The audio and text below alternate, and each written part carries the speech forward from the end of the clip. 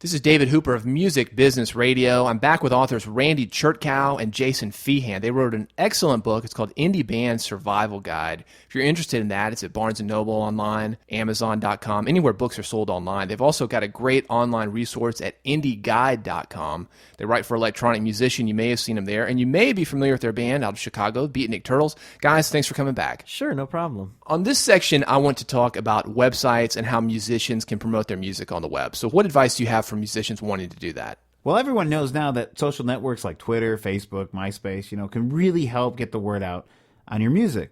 But one thing a band shouldn't be without is its own website.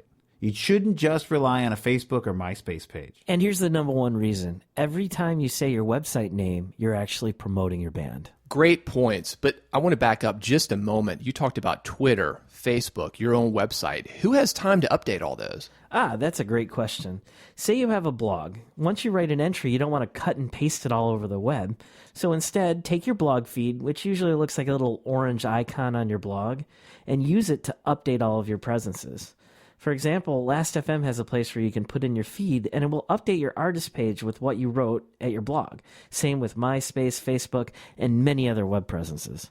What about Twitter? A lot of musicians are using Twitter now. Yeah, it is a little different. Using services like FriendFeed, though, you can have it automatically send a tweet with your blog title and a hyperlink to it when you write a new entry. Okay, so that way your Twitter followers will know about your latest blog post. Is there any other advice you can give for maintaining a web presence? Well, since you're going to be sharing music, don't forget to fill out the ID3 tags. It takes just a couple minutes with MP3 players like iTunes, and if you don't, your fans might not be able to find you. So ID3 tags, that's just going to be your song name, album name, artist name, and sometimes even a website or album graphic embedded within your MP3 file. Sites like Last.fm and Eventful.com rely on ID3 tags too. For instance, Last.fm uses these tags to find more music by you so their listeners can hear all your stuff.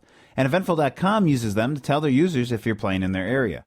Great point, guys. Thank you once again for doing this. If you're interested in more from Randy and Jason, they've got a great book, Indie Band Survival Guide, available on Amazon.com, Barnes & Noble, anywhere online. They've also got a great site at indieguide.com. And for more information on what we've talked about, we have a quick start PDF for you available at musicbusinessradio.com.